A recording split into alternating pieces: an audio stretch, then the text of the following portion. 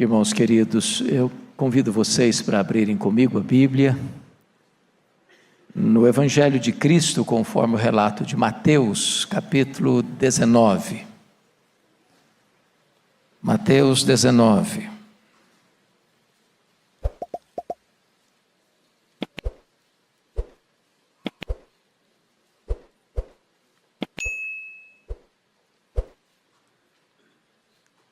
O palco mais iluminado, onde a graça de Deus deve ser demonstrada, é na família. O relacionamento que mais eloquentemente demonstra o relacionamento de Cristo com a igreja é o casamento. Então nós vamos ler sobre esse assunto. Mateus 19, a partir do verso 3 ao verso 12, e peço que você mantenha a sua Bíblia aberta nesta passagem após a leitura. Vieram a ele, a Jesus, alguns fariseus, e o experimentavam perguntando: é lícito ao marido repudiar a sua mulher por qualquer motivo? Então respondeu ele: não tendes lido que o Criador desde o princípio os fez homem e mulher, e que disse: por esta causa deixará o homem pai e mãe, e se unirá à sua mulher, tornando-se os dois uma só carne? De modo que já não são mais dois, porém uma só carne. Portanto, o que Deus ajuntou, não o separe o homem. Replicaram-lhe: por que mandou então Moisés dar carta de divórcio e repudiar? Respondeu-lhes Jesus: por causa da dureza do vosso coração é que Moisés vos permitiu repudiar vossa mulher. Entretanto, não foi assim desde o princípio. Eu, porém, vos digo: quem repudiar sua mulher, não sendo por causa de relações sexuais ilícitas, e casar com outra, comete adultério. E o que casar com a repudiada comete adultério. Disseram-lhe os discípulos: se essa é a condição do homem relativamente à sua mulher, não convém casar. Jesus, porém, lhes respondeu: nem todos são aptos para receber este conceito, mas apenas aqueles a quem é dado. Porque há eunucos de nascença, há outros a quem os homens fizeram tais, e há outros que a si mesmos se fizeram eunucos, por causa do reino dos céus. Quem é apto para o admitir, admita. Eu quero conversar um pouco com vocês então sobre o ensinamento de Jesus sobre casamento e divórcio. A crise conjugal e familiar é uma realidade humana desde a queda dos nossos pais. Não há casamento perfeito, porque casamento não é a união de dois iguais, é a união de dois diferentes. Há um mito que é comum no meio evangélico, e pasmem vocês, tornou-se hino e foi cantado na minha cerimônia de casamento: almas gêmeas. Não existe esse negócio. Não tem esse negócio de almas gêmeas. Casamento é a união de duas pessoas diferentes. A Bíblia chega a dizer que casamento é um mistério. O sábio, quando estava pensando sobre o assunto, diz que 3 coisas o encantavam: o caminho da águia no céu, o caminho da cobra na rocha, na pedra, e o caminho do navio no meio do mar. Isso ele achava incrível.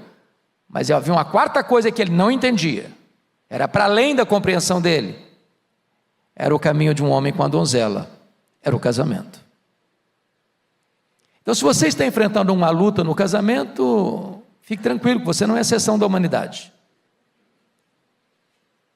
Porém, as crises foram crescendo. Para vocês terem uma ideia, em 1960, uma pesquisa feita na América, nos Estados Unidos, constatou-se que 25% das pessoas que se casavam desfaziam o casamento através do divórcio. Isso em 1960.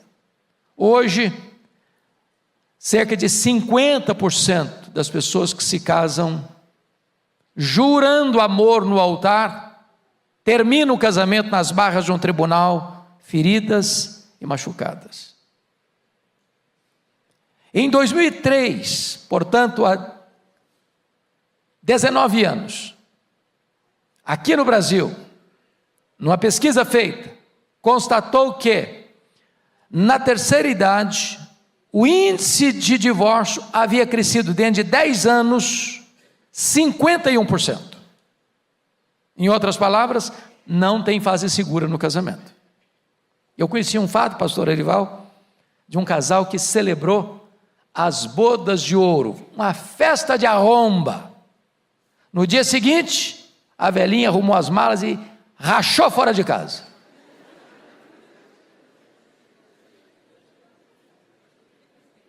Quando o casal mantém a relação por causa dos filhos, e às vezes superando ou sublimando, melhor dizendo, as tensões conjugais, a hora que o ninho fica vazio, um olha para o outro e pergunta: e quem é você? Alguns chegam a pensar que estão dormindo com o inimigo. Então, esta questão é da mais alta importância. Por quê? Porque, estatisticamente, 70% das pessoas que se divorciam e se casam de novo, 70%, descobrem que o segundo casamento foi pior que o primeiro. A solução para um casamento em crise não é o divórcio, é a restauração, é a reconciliação. Até porque as maiores vítimas de um divórcio não são os cônjuges são os filhos. Há filhos que afirmam que o divórcio dos pais foi mais doloroso para eles do que o óbito dos pais. Então é sobre esse assunto que eu quero tratar com vocês nesta noite. Vamos ver, em primeiro lugar, os fundamentos do casamento, e começando aí com a pergunta dos fariseus. Olha o verso 3: vieram a Jesus alguns fariseus e o experimentavam perguntando. Então note que a pergunta é pergunta de algibeira. Eles não estão interessados em aprender com Jesus, eles não estão interessados no conceito adequado, correto de Jesus, eles estão querendo usar o tema casamento e divórcio para pegar Jesus no contrapé, para armar uma armadilha para Jesus. E a pergunta deles é esta: é lícito ao marido repudiar a sua mulher por qualquer motivo? Qual o pano de fundo aqui? Na cabeça deles, eles estão pensando o seguinte: se eles falarem assim, é lícito, eles estão contra Moisés, e Jesus estaria contra Moisés. Se Jesus falasse assim, não é lícito, eles queriam empurrar Jesus para a mesma agenda de João Batista. Vocês se lembram que o precursor de Jesus, o maior homem dentre os nascidos de mulher, foi preso e degolado, porque se posicionou sobre esse assunto? Quando disse para o rei Herodes Antipas: não é lícito você possuir a mulher de seu irmão, e ele foi preso e degolado. Na cabeça desses fariseus, se Jesus dissesse assim, não é lícito, ele estaria se colocando contra o Herodes Antipas, que governava a Galileia, palco maior do ministério de Jesus, e ele colocaria contra Herodes ou contra Moisés. Na cabeça deles, qualquer resposta de Jesus estaria encrencado na situação. Agora vejam vocês a resposta de Jesus. Sempre que alguém chegou para Jesus para colocá-lo contra a parede, com uma pergunta de algibeira, Jesus desmontava a pessoa fazendo outra pergunta. Ele devolvia a pergunta. Olha como é que Jesus responde. Então, versículo 4, então respondeu Jesus: não tendes lido que o Criador desde o princípio os fez homem e mulher, que disse: por esta causa deixará o homem pai e mãe, e se unirá a sua mulher, tornando-se os dois uma só carne? Prestem bem atenção na postura de Jesus. Os fariseus querem tratar do assunto divórcio. Ao responder, Jesus, não, eu não vou tratar de divórcio, eu vou tratar de casamento. Sabe por que Jesus está dizendo isso, irmãos? Se a sociedade hoje discutisse mais e melhor e mais profundamente o que é casamento, nós teríamos menos divórcios. Se a sociedade entendesse o ensinamento de Deus acerca do que é casamento, nós teríamos menos divórcio. A sociedade quer discutir divórcio e não casamento. E se a sociedade vai discutir divórcio, nós vamos encontrar 1000 razões para o divórcio. Mas se a sociedade entender o que é casamento, qual é o ensinamento de Deus sobre casamento, então essa sociedade vai repensar seus valores, vai reprogramar sua agenda e vai entender que casamento é uma instituição divina e divórcio é uma instituição puramente humana. Pois bem, aqui está para mim a necessidade de nós entendermos melhor o que é casamento. Porque, meus amados, por que o divórcio acontece? Via de regra acontece porque os casais vão se machucando, vão se ferindo, o diálogo vai morrendo, a harmonia vai acabando, a poesia vai desaparecendo, os elogios vão sendo substituídos pelas críticas, o romantismo não tem mais, feridas vão sendo abertas, e de certa forma, a morte do diálogo já é uma espécie de separação gradativa. E então, nesse sentido, é muito importante entender que primeiro tem que entender o que é casamento, para depois eu pensar se vale a pena o divórcio. Então, vamos ver o que Jesus trata sobre o casamento. Primeiro, veja comigo, ele diz assim: não tendes lido. Sabe o que ele está dizendo? Vocês não conhecem Bíblia? Vocês não sabem o que a palavra de Deus ensina? Vocês que dizem ser tão zelosos da lei, vocês não conhecem a lei de Deus?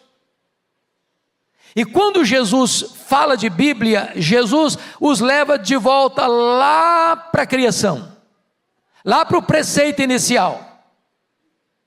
Quando Deus disse: por esta causa deixa o homem seu pai e sua mãe, se une a sua mulher, tornando-se os dois uma só carne. Então Jesus vai mostrar aqui primeiramente a natureza do casamento. O que é casamento? Primeiro, é uma relação heterossexual. Deixa o homem seu pai e sua mãe e se une à sua mulher.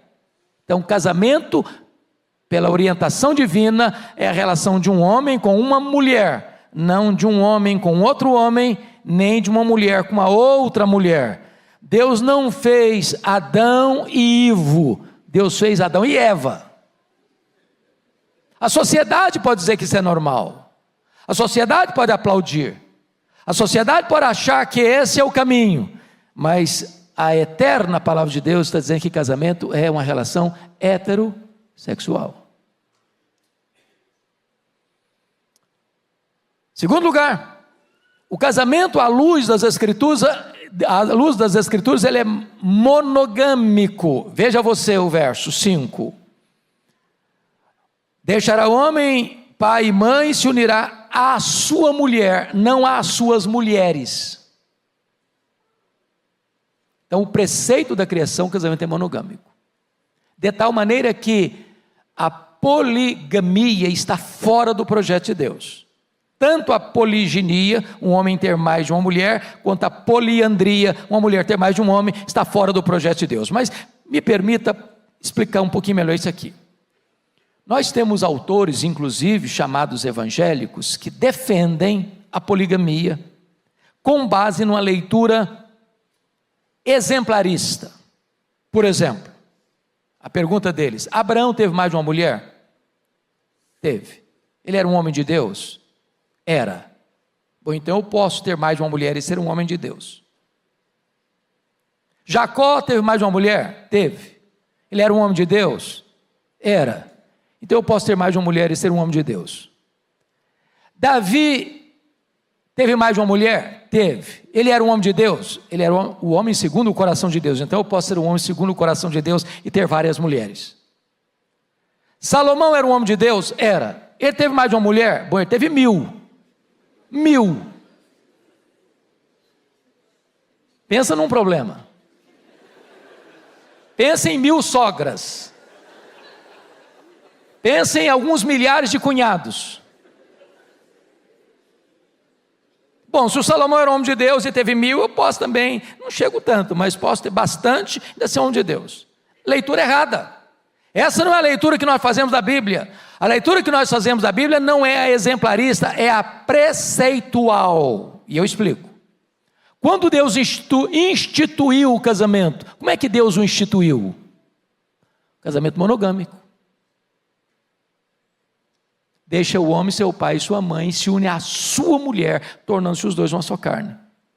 Mas quando a lei moral foi dada para o povo, qual era a orientação da lei moral? Está lá nos 10 mandamentos, no 10º mandamento, que diz assim: não cobiçarás a mulher do teu próximo. Vale destacar que quando Moisés escreveu a lei, ou Deus deu a lei para Moisés, a cultura ao redor de Israel era poligâmica.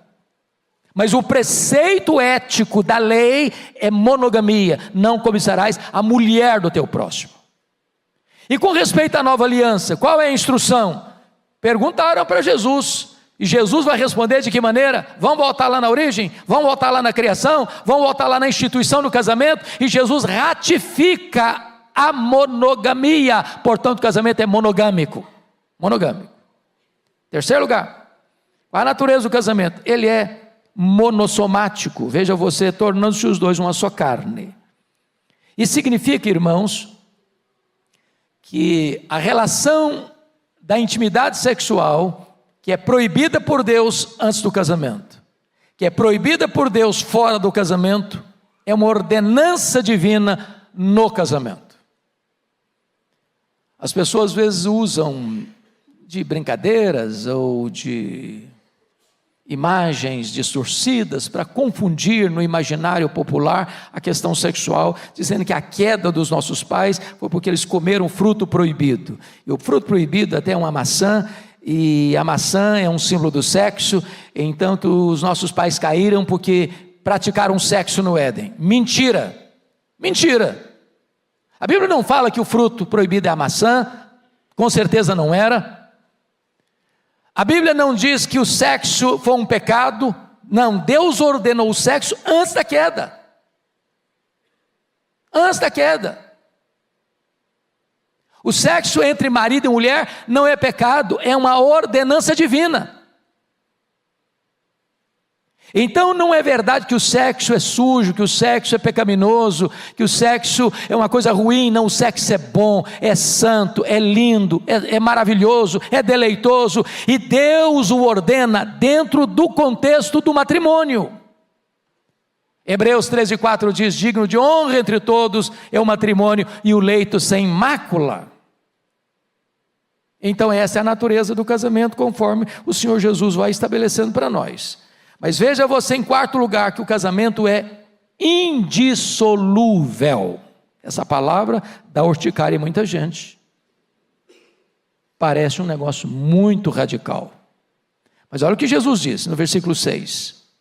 De modo que já não são mais dois, porém uma só carne. Portanto, o que Deus ajuntou, não o separe o homem.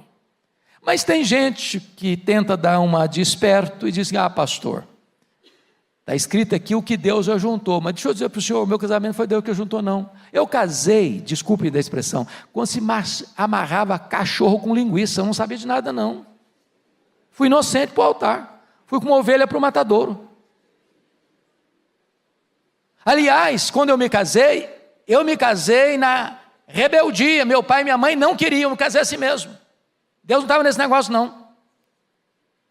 Eu não orei, eu não busquei a direção de Deus, casei assim atabalhoadamente, para depois perceber a burrada que eu fiz. Então eu preciso dizer para o senhor que o meu casamento não foi Deus que fez não. Não foi Deus que juntou não. Então eu estou livre dele. Eu posso ser o que eu quiser. Só vamos entender uma coisa. Você e eu estou falando para jovens ainda aqui, pessoas que não se casaram ainda. É bom que você ore pelo seu casamento. É bom que você abra bem os olhos antes de se casar e depois feche os olhos. Que tem gente que fecha os olhos no namoro, depois que casa abre os olhos, aí dá errado. É bom que você escute e obedeça o conselho do seu pai e da sua mãe para se casar. Agora, depois que você se casa, buscando a Deus ou não, Deus ratifica a aliança. Deixa eu ilustrar isso. Josué capítulo 9, diz que os gibeonitas, que eram dos povos da terra de Canaã, que deviam ser expulsos da terra para que a terra fosse conquistada, se fingiram de um povo muito distante, vestiram roupas rotas, odres velhos, pães embolorados, e chegaram para Josué para fazer uma aliança com ele. E a Bíblia diz que Josué não consultou o Senhor. E apressada e atabalhoadamente firmou uma aliança com os gibeonitas.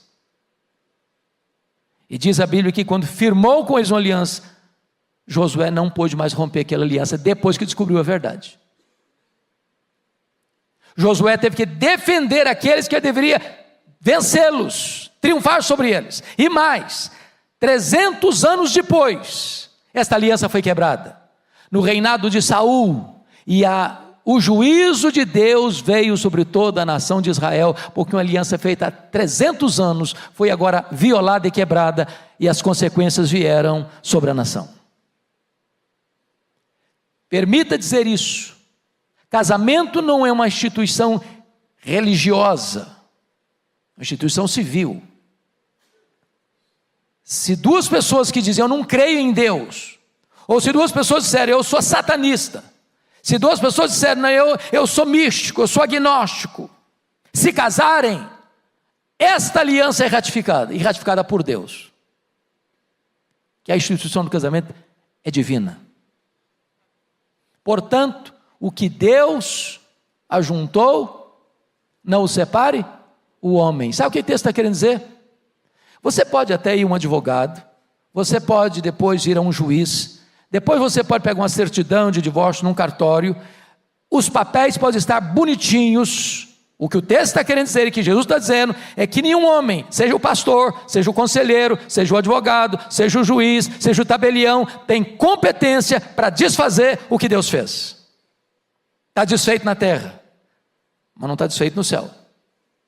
O que Deus ajuntou, não separe o homem. Mas ainda, quinto lugar, o casamento, primeiro, ele é heterossexual, ele é monogâmico, ele é monossomático, ele é indissolúvel, e em quinto lugar, ele não é compulsório. Olha comigo os versos 11 e 12. Aliás, vamos ler o versículo 10 também. Disseram-lhe os discípulos: se essa é a condição do homem relativamente à sua mulher, não convém casar. Jesus, porém, lhes respondeu: nem todos são aptos para receber este conceito, mas apenas aqueles a quem é dado. Porque há eunucos de nascença, há outros a quem os homens fizeram tais, e há outros que a si mesmos se fizeram eunucos, por causa do reino dos céus. Quem é apto para admitir, admita. O que Jesus está dizendo?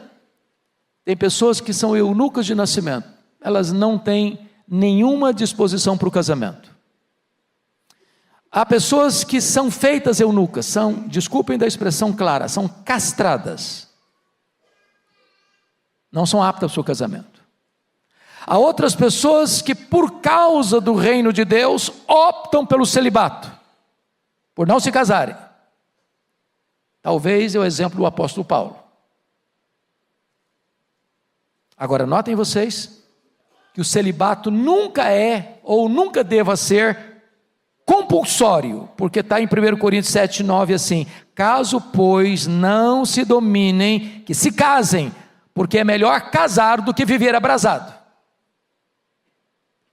Agora, ninguém é mais espiritual ou menos espiritual porque permanece solteiro ou porque casa.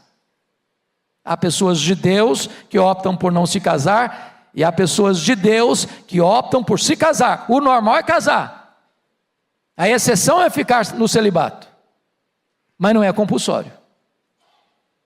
Bom, então Jesus deu o conceito de casamento. Aí vem a segunda pergunta de algibeira, enviesada, tendenciosa dos fariseus no verso 7. Observem comigo. Replicaram-lhe os fariseus, né? Por que mandou então Moisés dar carta de divórcio e repudiar? Preste bem atenção. Olha o verbo que eles usaram. Por que Moisés mandou? Veja a resposta de Jesus.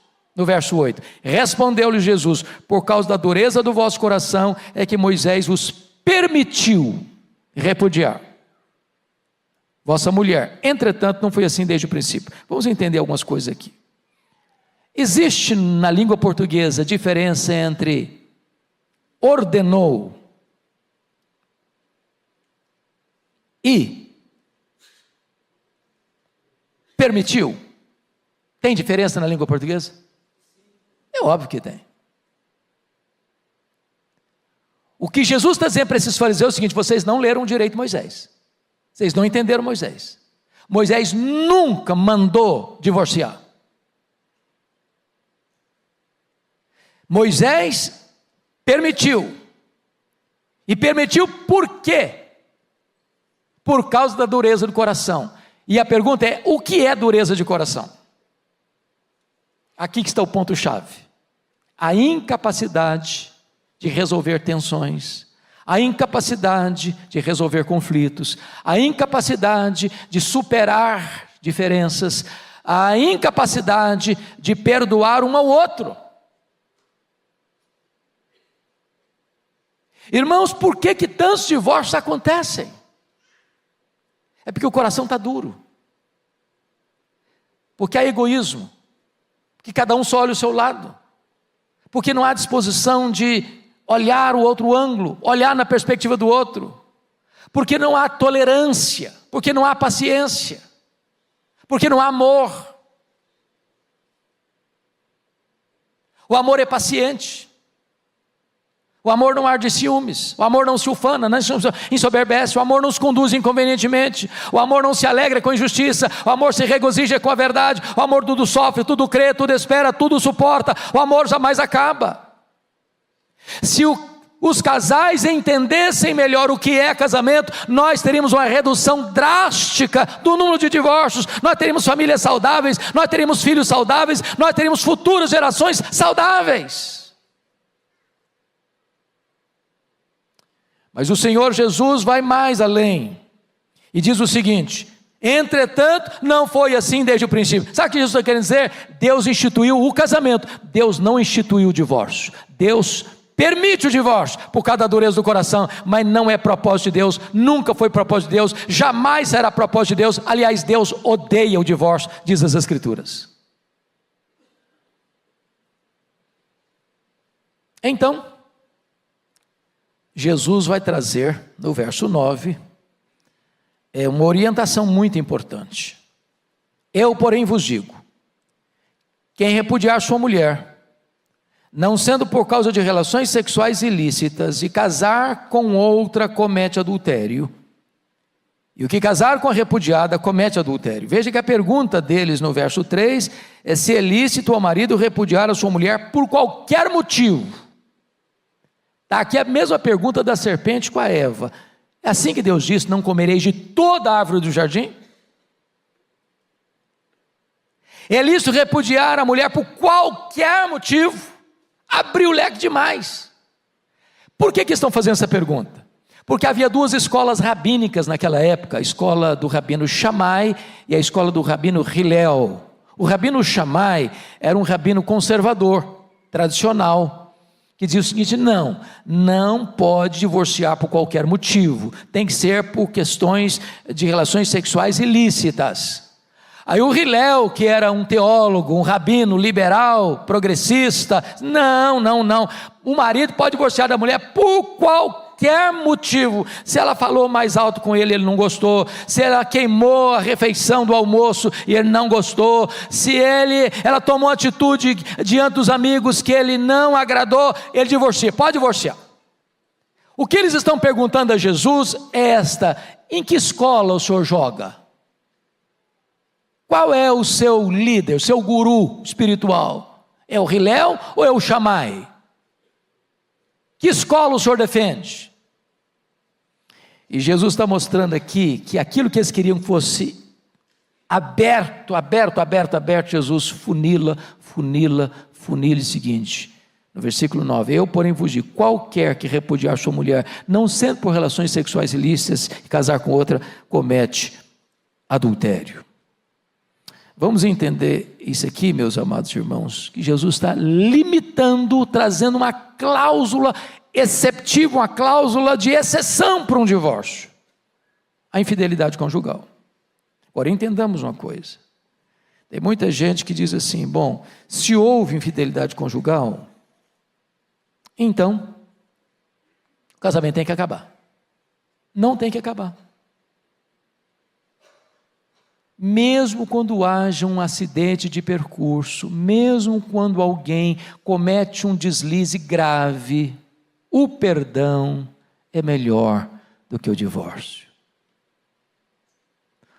Vou lhe dizer uma coisa: o cristianismo é a religião do perdão. Nenhum de nós aqui pode dizer: eu vou para o céu e nem precisei ser perdoado, que era um cara tão bom, tão legal, tão puro, tão santo, tão piedoso, tão correto, que Deus precisou me levar para o céu pelos meus méritos, eu não precisei nem ser perdoado. Todos nós fomos perdoados. Eu não sei a realidade de cada um aqui, mas eu quero dizer para você: não importa o acidente de percurso que aconteceu no seu casamento, eu vou lhe dizer que o perdão é melhor do que o divórcio. O Deus que nos perdoou e nos perdoa é o mesmo Deus que nos capacita a perdoar e a recomeçar e a restaurar os relacionamentos quebrados. O divórcio é permitido. O divórcio, por qualquer motivo, não é válido. E o perdão é melhor que o divórcio. Sabe por quê? Porque outrora você e eu tínhamos um coração de pedra, mas o Senhor Deus tirou o nosso coração de pedra e nos deu um coração de carne. E um coração de pedra é um coração que não perdoa, coração duro. Mas o coração de carne, de uma pessoa regenerada, é um coração que perdoa, como Deus em Cristo nos perdoou. Muito bem, meus amados irmãos, eu queria concluir dizendo para vocês o seguinte: talvez alguém pergunte aí no auditório, alguém que está nos assistindo pergunte: pastor, mas eu já passei por isso, e agora? Eu me casei, e eu talvez não tinha toda essa instrução, eu não tinha todo esse entendimento, e eu me separei, eu divorciei, me casei de novo, e agora? O que vai acontecer comigo? Então me permite dizer uma coisa, a Bíblia diz que só tem um pecado sem perdão, que é a blasfêmia contra o Espírito Santo. A Bíblia diz que a igreja é uma comunidade de cura para as pessoas feridas. Eu queria deixar aqui 2 exemplos. O primeiro deles, da mulher samaritana. Jesus passa pela aldeia de Samaria, porque era necessário ele passar por lá. Tinha outros caminhos, mas dentro da agenda do céu, era necessário. Porque lá ele deveria encontrar uma mulher que tinha uma raça diferente da dele, eram inimigos, do ponto de vista de raça. Os judeus não suportavam os samaritanos não suportavam os judeus, e a mulher fez questão de pontuar isso. Eles tinham crenças diferentes. Os samaritanos achavam que devia adorar a Deus no Monte Gerizim, os judeus achavam que devia adorar a Deus em Jerusalém. Jesus não, nem lá nem cá, não é a geografia. Deus é espírito, importa que os seus adoradores o adorem em espírito e em verdade. A cidade de Sicar, na língua original, significa cidade dos bêbados, cidade dos borrachos. Comer um pão de um samaritano era comer pão imundo, E Jesus manda os seus discípulos a Sicar comprar pão. Naquela época, se um judeu se casasse com a samaritana, a família do judeu fazia o funeral simbólico dele, para a família ele estava morto. E Jesus passa por lá, exatamente porque na agenda do céu, ele queria salvar aquela mulher. E ele começa a pedir um favor para ela: dá-me de beber. Ela diz: mas como assim? Você não sabe que você é judeu, eu sou samaritana? Ah, mulher, se tu conheceras quem te pede, ou o dom de Deus, tu me pedirias e eu te daria água da vida. Como assim? O senhor é maior ou melhor do que o nosso pai Jacó? Nos deu esse poço? E Jesus vai conversando com ela. Lá pelas tantas, Jesus diz assim: vai lá e chama o teu marido. Ela respondeu: eu não tenho marido. E Jesus diz: é verdade, você não tem marido, já teve 5. O que você mora com ele hoje não é seu marido, não. Em outras palavras, Jesus está dizendo: você passou por 5 divórcios, agora você está amaziada com um homem que não é seu marido. Mas mesmo diante desse drama e desse quadro, Jesus prossegue a conversa com ela, até o ponto de se revelar como Messias para ela. E essa mulher abandona o seu cântaro, vai à sua cidade, se torna uma missionária. Naquela cidade, aquela cidade é alcançada, não apenas pelo testemunho dessa mulher, mas porque eles ouviram a Jesus. Eu quero dizer para você que não importa o quadro tão triste que você já viveu até hoje, a igreja é o hospital para os feridos, a igreja é o lugar onde os feridos são abrigados, e a igreja é um lugar dos recomeços e da restauração, porque Deus apaga o seu passado e começa a construir uma nova história com você daqui para frente. Deixa eu lhe dar o segundo exemplo. João capítulo 8. Parece-me que o pastor pregou sobre este assunto hoje. Esses mesmos fariseus e escribas pegaram uma mulher em flagrante de adultério, e eles não eram honestos, porque a Bíblia diz que o apedrejamento, no caso de adultério, não era só a mulher, era o homem que adulterava com a mulher, mas eles só pegaram a mulher, tendenciosos. Empurraram a mulher aos pés de Jesus. A lei diz que tais pessoas sejam apedrejadas, e tu que dizes? Mas eles, mais uma vez, não estavam interessados nem na lei, nem no ensino de Jesus, nem na mulher. Eles estavam querendo pegar Jesus no contrapé, para acusar Jesus. E Jesus não respondeu nada. Jesus abaixou, começou a escrever no pó do assoalho do templo, do pátio do templo, e eles aguardando a resposta de Jesus. Então Jesus se levanta e diz: quem tiver sem pecado, atire a primeira pedra. Eu não sei o que Jesus escreveu naquele chão, a Bíblia não diz, mas quem sabe, em letras garrafais, com a ponta do dedo, Jesus estivesse escrevendo os pecados daqueles homens. E diz a Bíblia que a partir do mais velho, eles foram se dispersando. Quanto mais velho o cara é, mais ele peca, mais pecado ele tem. É um acúmulo de pecado. E eles foram se afastando, um por um. E Jesus então pergunta para a mulher: mulher, onde são os teus acusadores? Eles não te condenaram? Eu também não te condeno. Vai, não peques mais. Jesus não passou pano no pecado. Jesus não fez vistas grossas ao pecado. Jesus não mandou apedrejar aquela mulher. Jesus perdoou aquela mulher. E Jesus abriu uma porta para ela de esperança, para uma nova vida dali para frente. O que eu estou querendo dizer é que o divórcio não é o pecado imperdoável. A igreja deve repudiar o divórcio e acolher com graça e misericórdia os divorciados. Precisamos agir preventivamente, precisamos agir terapeuticamente, precisamos agir restauradoramente. A igreja é um lugar de vida, de perdão, de graça e de recomeço. Que Deus nos ajude.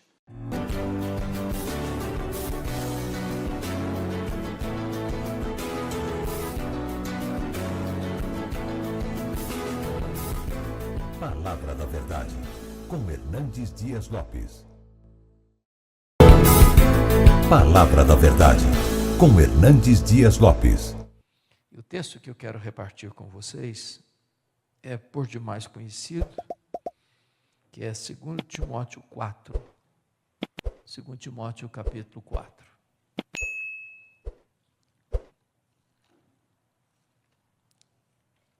Nós leremos do verso 9 até o verso 18.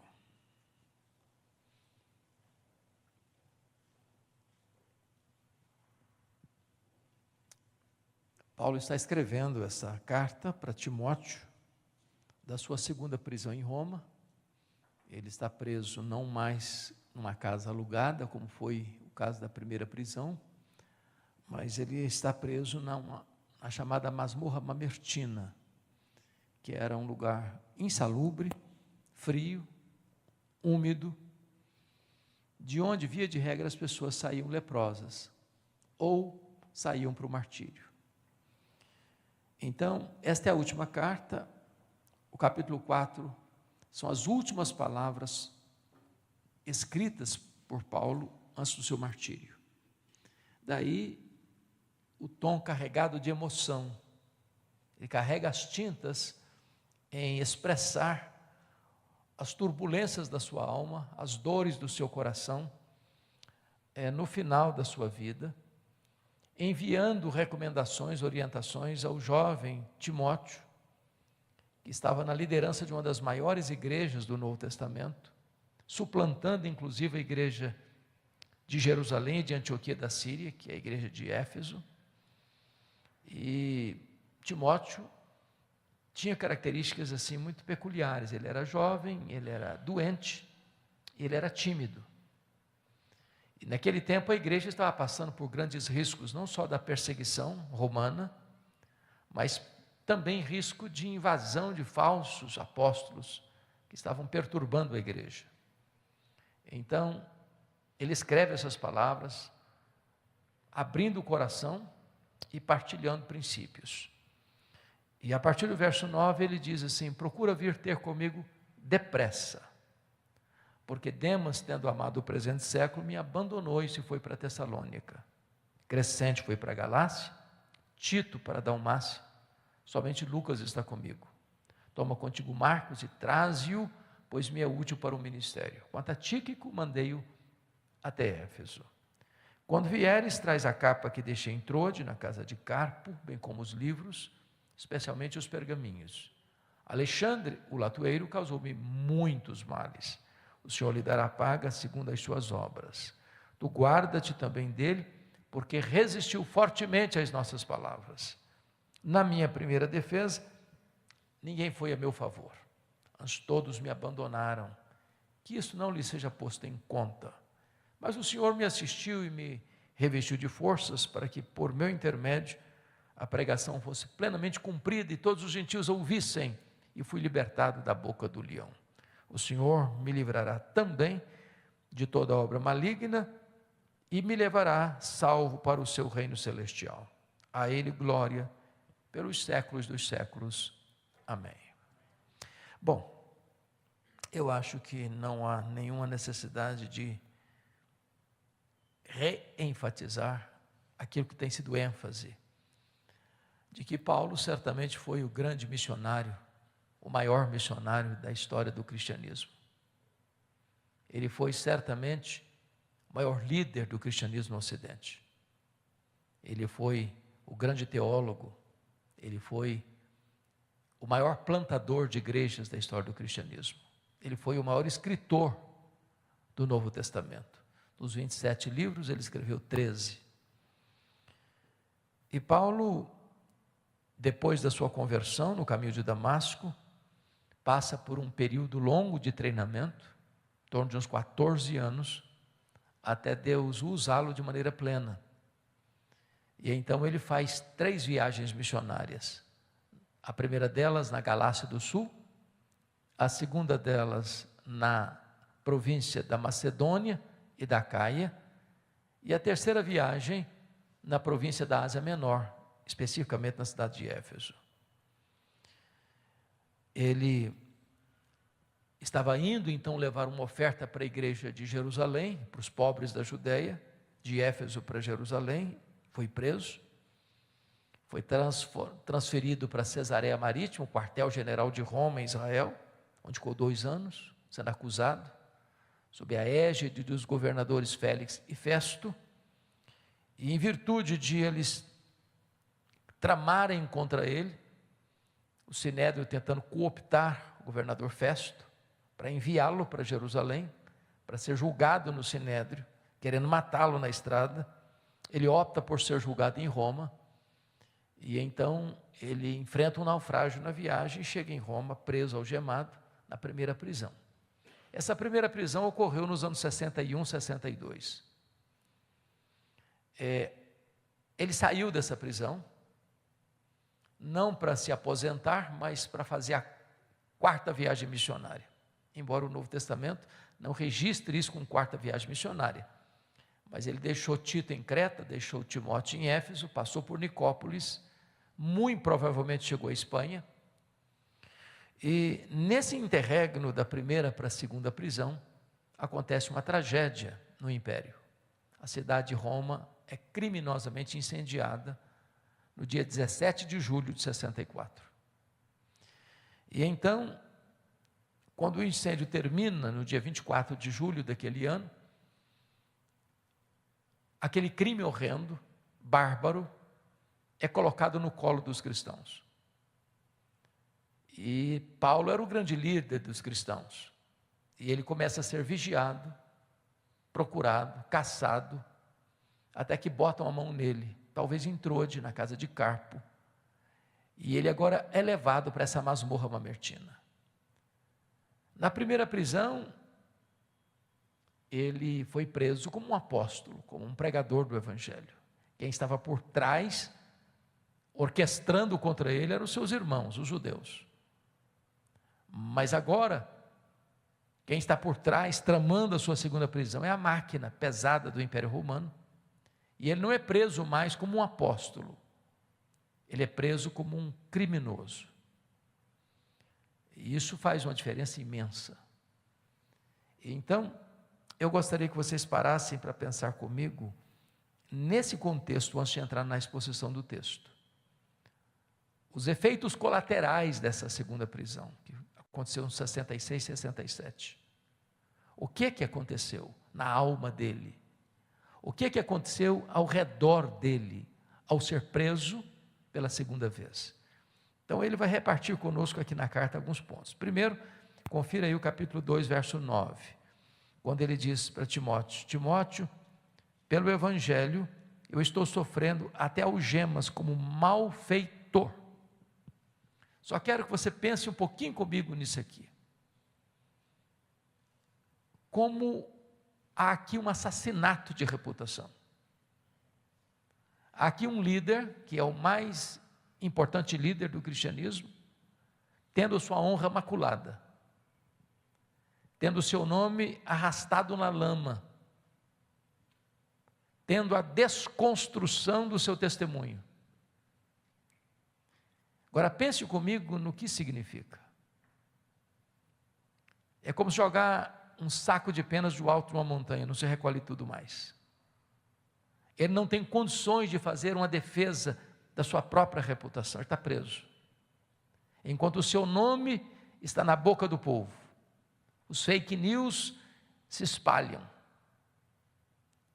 E quando alguém perguntava, está sabendo a última?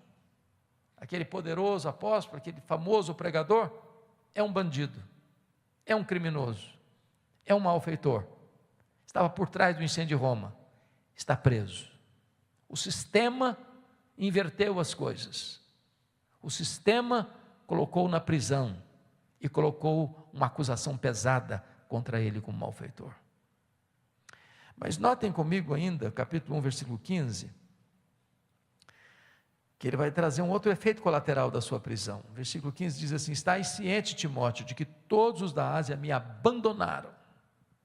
Quem são esses da Ásia? São seus filhos na fé, são os frutos do seu ministério, gente que ele levou a Cristo em Éfeso e indiretamente nas igrejas plantadas na província, como Esmirna, Pérgamo, Tiatira, Sardes, Filadélfia, Laodiceia, Colossos e Hierápolis. Gente que conhecia Paulo, que sabia da idoneidade do ministério de Paulo, e não obstante sabendo desses fatos, viram as costas para ele e se acovardam, com medo das consequências. Eles sabem que Paulo é inocente, eles conhecem o caráter provado de Paulo, mas por medo, por covardia, abandonam Paulo à sua própria sorte. Imagine o estrago emocional que isso poderia ter causado na alma desse apóstolo. Mas ainda no capítulo 1, versículo 8, Paulo escreve para Timóteo e diz: Timóteo, não te envergonhes, portanto, do testemunho de nosso Senhor, nem do seu encarcerado, que sou eu. O próprio Timóteo, que era o filho mais próximo, o colaborador mais próximo do apóstolo Paulo, está com vergonha de Paulo, constrangido em se apresentar, dizendo: esse homem eu conheço, esse homem não é um bandido, esse homem não é um malfeitor, esse homem não é um criminoso, eu sei quem ele é. Timóteo se acovarda. Mas ainda, capítulo 4, verso 16, Paulo, mesmo sendo acusado de um crime tão grave, jogado numa masmorra, teve direito de defesa. O direito romano é estudado até hoje. E marcaram uma audiência para Paulo apresentar suas testemunhas. E Paulo vai para esta audiência, chamada aqui de primeira defesa, cheio de expectativa de que haveria lá muita gente para defendê-lo, para dizer que ele não era um criminoso, não era um malfeitor, não era um bandido. Mas o que está escrito aqui? Na minha primeira defesa, ninguém foi a meu favor, antes todos me abandonaram. As pessoas, sem exceção, se acovardaram, não compareceram na audiência, não deram uma palavra sequer em defesa de Paulo. E ele foi julgado à revelia, e julgado pena de morte. Por ser cidadão romano, não foi crucificado como Pedro, mas foi degolado. A pergunta que eu faço agora é esta: ponha-se no lugar dele. É o maior apóstolo, é o maior pregador, é o maior evangelista, é o maior missionário, é o maior teólogo, é o maior plantador de igreja da história do cristianismo, é o maior escritor do Novo Testamento. Está velho, está doente, está cheio de cicatrizes, está abandonado pelos irmãos, está acusado injustamente, está sentenciado à pena de morte injustamente. Ponha-se no lugar dele, coloque-se debaixo da pele dele, sinta o coração dele bater em seu peito, o sangue dele correr em suas veias. O que você estaria sentindo se estivesse no lugar deste homem? Ele está pobre, não tem nenhuma capa surrada para usar no inverno. O que um homem nessa condição ainda tem a ensinar para nós? Como é que ele pode pastorear o nosso coração? Que lições e que princípios ele pode nos trazer agora, para nos ajudar a viver de maneira melhor? Vamos ver alguns princípios. Primeiro princípio, versículo 9, ele diz assim: procura vir ter comigo depressa. O princípio que está aqui é este: quando a crise chegar à sua vida, e ela chega, não fique sozinho, tenha coragem e humildade para pedir ajuda. Irmãos queridos, a crise bate à porta de todos nós, mais hoje ou mais amanhã. E na crise, a solidão é uma péssima companhia. Gente precisa de Deus, mas gente precisa de gente. Todos nós precisamos de um ombro amigo na hora da aflição. Todos nós precisamos de um amigo. Amigo é diferente de colega. Temos muitos colegas, poucos amigos. Amigo é aquela pessoa para quem você abre o coração, sem medo dela puxar o seu tapete. Amigo é aquela pessoa que você tem liberdade de dizer: venha ter comigo depressa. E ela vem. Amigo é aquele que confronta você em particular e defende você em público. Amigo é aquele que chega quando os outros já foram embora.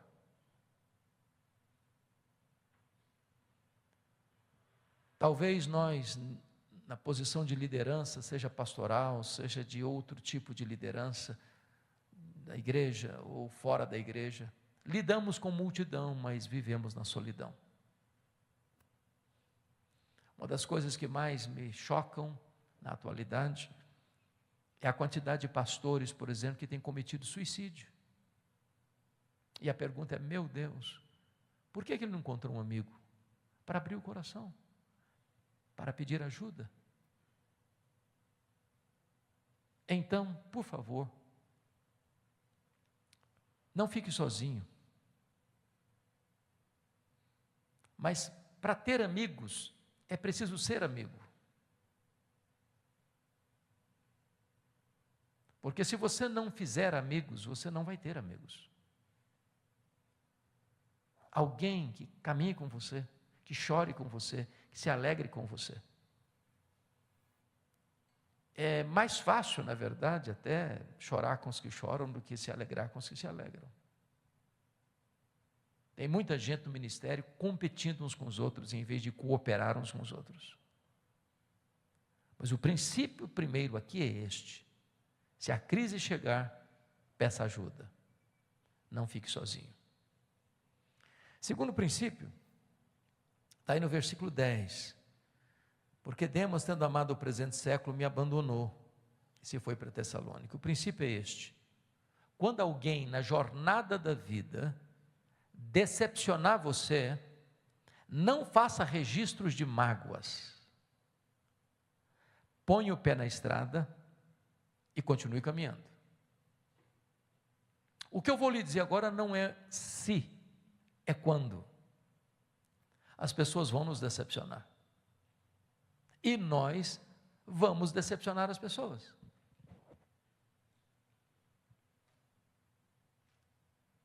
Nós não somos uma pessoa perfeita. Nós não viemos de uma família perfeita. Nós não temos um cônjuge perfeito. Nós não temos filhos perfeitos. Nós não temos uma igreja perfeita. Nós não temos liderança perfeita. Mas hoje ou mais amanhã, vamos machucar uns aos outros, ferir uns aos outros, decepcionar uns aos outros. E se nós fizermos arquivos de mágoas, perderemos o foco, a paz, a saúde, a alegria do ministério. Então, se alguém machucou você, se alguém decepcionou você, se alguém que caminhou com você um tempo e depois virou as costas para você, não faça arquivos de mágoas. Põe o pé na estrada, continue caminhando. Viktor Frankl, no seu livro, preciosíssimo livro, Em Busca de Sentido, diz que a única coisa que ninguém pode tirar de você é o direito que você tem de fazer suas escolhas. As pessoas podem tirar sua liberdade, podem tirar seus bens, podem tirar sua saúde, podem tirar sua família, podem tirar sua vida, mas não podem tirar o direito que você tem de fazer suas escolhas. Elas falam mal de você, você ora por elas. Elas maldizem você, você bendiz a elas. Você não paga o mal com o mal, você vence o mal com golpes de bondade. Então,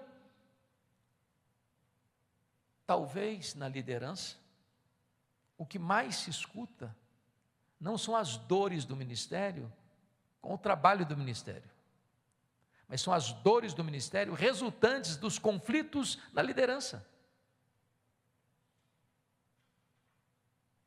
E se nós não tomarmos cuidado e cercarmos nosso coração um pouquinho, naufragamos nas ondas revoltas dessas crises relacionais. Então, se alguém machucou você, não fique remoendo isso. Não fique acariciando a sua ferida. Não faça registro de mágoas. Continue caminhando. Terceiro princípio, versículo 11, olha comigo. Ele diz assim: toma contigo Marcos e traze-o, pois me é útil para o ministério. O princípio que está aqui é este: se um dia, examinando o seu coração, você se lembrar que num dado momento, você foi duro demais, tóxico demais, cáustico demais, pesado demais com alguém, vá lá, peça perdão, restaure esse relacionamento.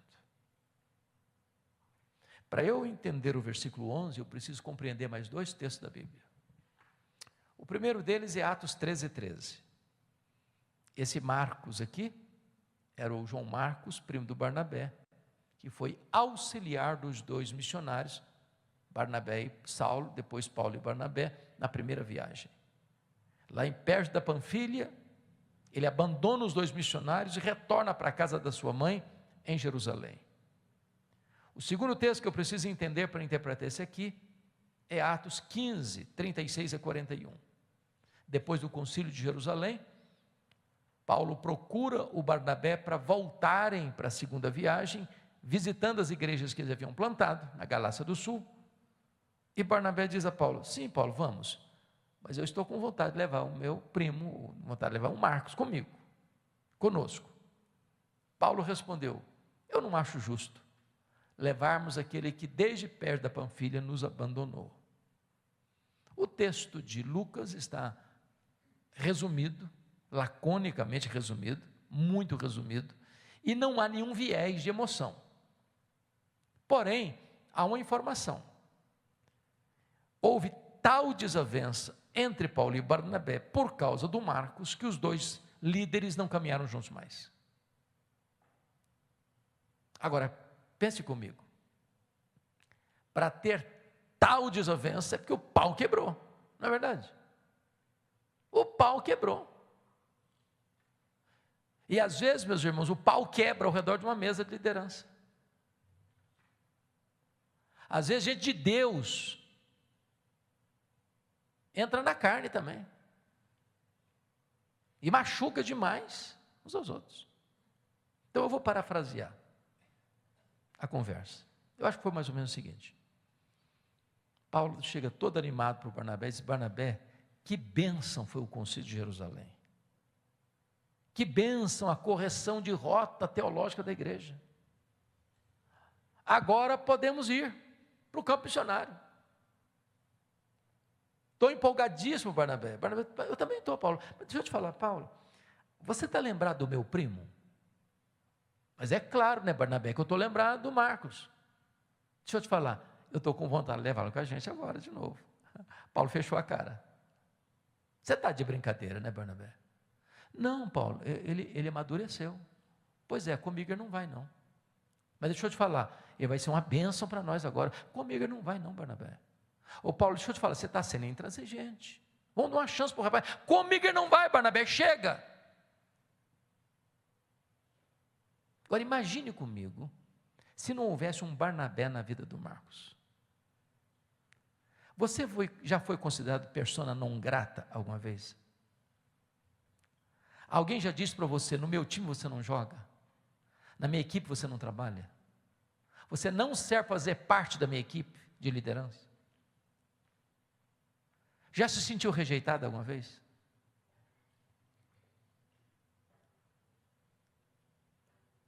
Barnabé, que era o homem consolador, já tinha investido na vida do Saulo lá atrás. Senão eu vou investir nesse menino. Pega o Marcos, leva lá para Chipre, investe nele. Mais tarde, Pedro discipulou o Marcos. Marcos foi uma bênção. Foi o primeiro evangelista a escrever, foi Marcos, de onde beberam Mateus e Lucas. Deus enviou Paulo para um novo rumo, Deus abençoou o ministério de Paulo. Agora Paulo está preso, está no corredor da morte, está fazendo uma faxina na mente. Lembrou do Marcos, escreveu para Timóteo, disse, meu filho, Timóteo, quando você vier, traz o Marcos aí com você, ele me é útil para o ministério. Sabe o que Paulo está nos ensinando aqui? Que um líder nunca é tão grande como quando ele é humilde. Que um líder não perde a sua autoridade ao reconhecer o seu erro e pedir perdão. Que nenhum de nós está pronto para viver, nem para morrer, deixando pessoas feridas pela estrada da nossa vida. O que Paulo está nos ensinando aqui é que nós precisamos construir pontes de reconciliação, onde um dia nós cavamos abismos de mágoa. E sabe, irmãos, isso é tão importante, porque às vezes é possível que um líder vá construindo a sua vida, seu ministério, sua carreira, mas deixando muita gente machucada para trás, muita gente ferida para trás. Gente importa para Deus, e é preciso voltar lá. Só fulano, me perdoe, fui muito duro com você, eu quero restaurar essa relação. Quero dizer para você que um dia eu achei que você não era útil, mas eu quero dizer que você é útil sim. Eu preciso da sua ajuda, da sua colaboração. Quinto princípio. Olha comigo o versículo 14. Alexandre o latoeiro causou-me muitos males, o Senhor lhe dará paga segundo as suas obras. O princípio é este. Quando alguém deliberadamente fizer um mal contra você, tome a decisão de perdoar e entregar esta causa para Deus. Preste atenção nisso. Nós somos tão frágeis que às vezes nós entristecemos alguém sem que nós mesmos saibamos disso. Eu sei que vocês devem estar num nível espiritual bem mais alto que o meu. Eu acho que vocês já chegaram naquele ponto de que ninguém mais fica com raiva de vocês. Mas às vezes eu tomo um susto.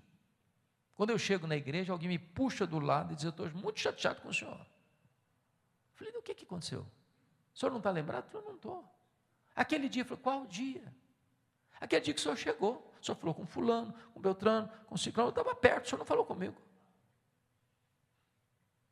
Ato falho. Você não percebeu mesmo, você não sabia mesmo, não lembrava de nada mesmo. Mas a pessoa percebeu e achou que você fez isso deliberadamente. Eu só sei que isso acontece comigo, vocês nunca aconteceu essas coisas, mas isso acontece. Agora é muito diferente quando alguém pensadamente, refletidamente, voluntariamente, maquina, urde, trama, orquestra o mal contra você. O que você faz? Ou vocês acham que isso não acontece ainda? O que você faz? Dá o troco? Paga na mesma moeda?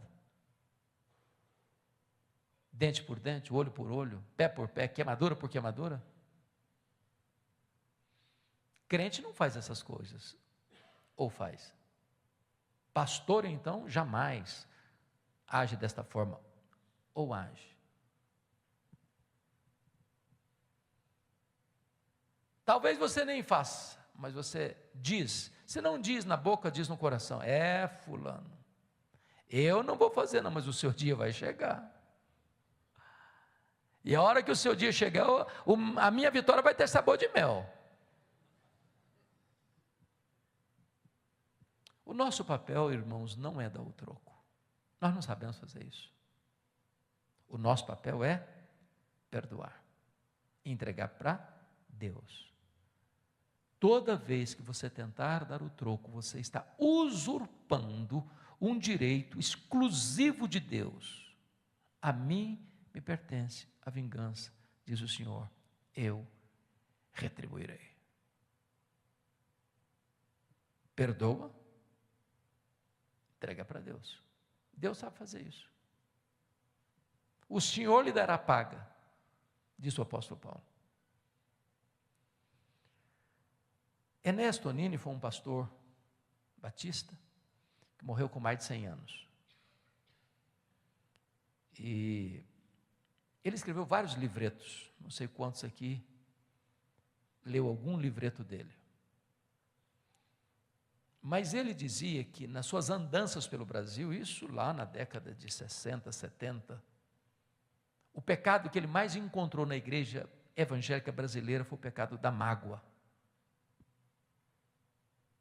Gente ferida, machucada emocionalmente. O que ele mais encontrou foi pastores feridos, e feridos pela sua liderança. Gente de Deus, machuca, morde, sangra. O que você vai fazer? Dar o troco? Guardar a mágoa no coração? Não, perdoe, entregue para Deus, põe o pé na estrada, continua caminhando.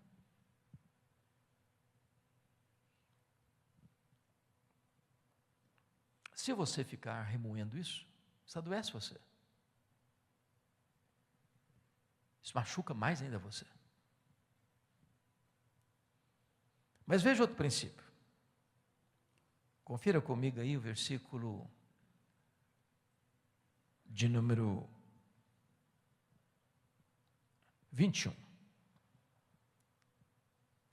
Ele diz assim: apressa-te a vir antes do inverno.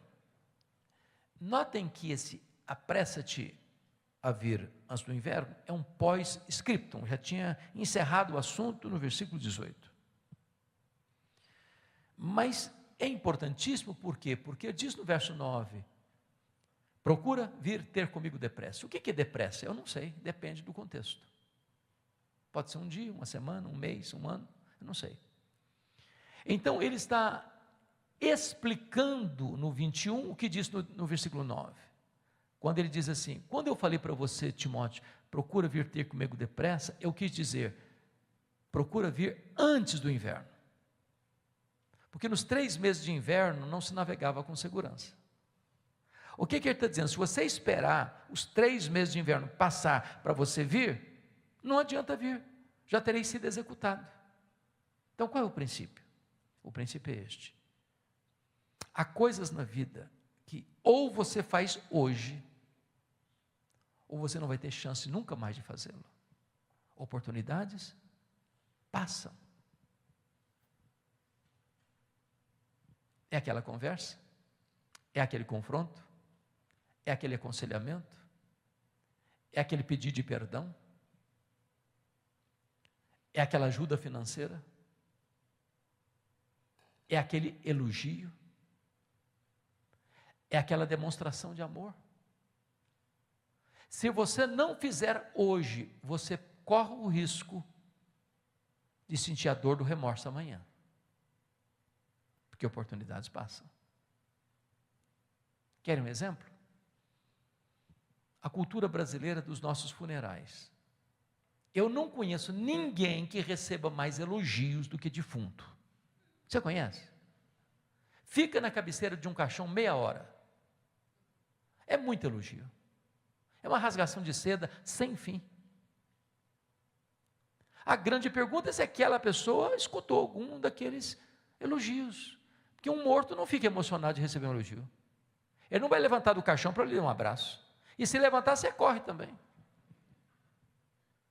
Então não espera a pessoa morrer para elogiar. Mas tem gente muito espiritual que diz assim, esse negócio de elogio é um perigo, porque a pessoa vai ficar vaidosa. Não, o que a Bíblia proíbe não é o elogio. O que a Bíblia proíbe é a hipocrisia.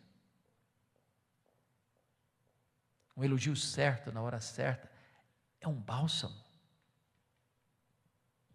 Há palavras que curam, que são medicina para a alma.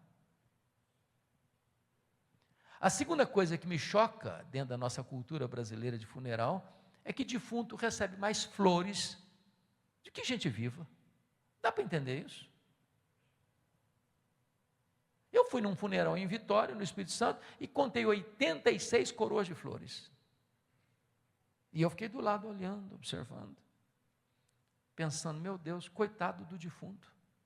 Não consegue tirar um botão de rosa a mais, para que tanta flor para ele? Mas por que os mortos recebem mais flores do que os vivos?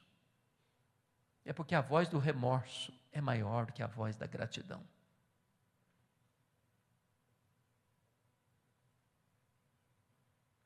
Não espere a pessoa morrer para mandar flores. Isso não vai fazer diferença nenhuma para ela. Isso vai só revelar, às vezes, a dor do nosso coração. Então, se você tem que fazer alguma coisa, faça hoje. Se você tem que ajudar alguém, ajude hoje. Quer um exemplo? Eu aprendi com um presbítero meu lá em Vitória. Ele disse assim, pastor Hernandes, pai ajudar filhos, tem que ser quando o filho precisa. Tem pai e mãe que tem dinheiro, muito dinheiro. O filho está passando uma magrela. Ele não estende a mão, ele não ajuda. Deixa o filho passar a magrela. Depois morre, tudo vai ser dos filhos. Herança. Mas isso é a lei que está mandando fazer isso. Então ajude na hora que a pessoa está precisando. Estenda a mão quando a pessoa está pedindo socorro. Seja generoso com alguém que está precisando de uma ajuda urgente. Não deixe a oportunidade passar. Porque se ela for embora, você nunca mais vai ter chance. Bom, deixa eu concluir. Último princípio, versículo 18, a parte B, ele diz assim, a ele glória pelos séculos dos séculos, amém. E o princípio é este. A melhor maneira de você encerrar a sua carreira e fechar as cortinas da sua vida é dando a Jesus toda a glória devida a Ele. Não a nós, Senhor, não a nós, mas ao Teu nome, da glória, porque dEle, e por meio dEle, e para Ele, são todas as coisas. Nós não estamos vivendo para construir um monumento ao nosso próprio nome. Na igreja de Deus, não tem ícones. Na igreja de Deus, não tem donos. Na igreja de Deus, não tem caudilhos. Na igreja de Deus, não tem monumento à personalidade. Na igreja de Deus, todos nós estamos nivelados no mesmo patamar, somos servos. Porque só existe um que merece a honra, a glória e o louvor, e ele não divide a sua glória com ninguém. Então, o apóstolo Paulo, no corredor da morte, aguardando o dia da sua execução, não abandona o seu senso pastoral. E não obstante circunstâncias tão adversas, ele ainda tem palavras tão oportunas e sábias para pastorear o nosso coração. Este é o homem que, olhando para o passado, disse, combati o bom combate, completei a carreira, guardei a fé. Este é o homem que, olhando para o presente, disse, eu já estou sendo oferecido por libação e o tempo da minha partida é chegado. Este é o homem que, olhando para o futuro, disse, já agora a coroa da justiça me está guardada, a qual o Senhor reto juízo me dará naquele dia, e não apenas a mim, mas a todos quantos amam a sua vinda. Este é o homem que, escrevendo aos Coríntios, disse: sede meus imitadores, como eu sou de Cristo. Eu espero que estas breves considerações, da parte deste homem que nós o chamamos de o grande pastor, um excelente pastor, que apacentou tantas ovelhas, com lágrimas, exortando, ensinando, consolando, que as suas palavras hoje também sejam um bálsamo para o nosso coração. Deus abençoe. Obrigado.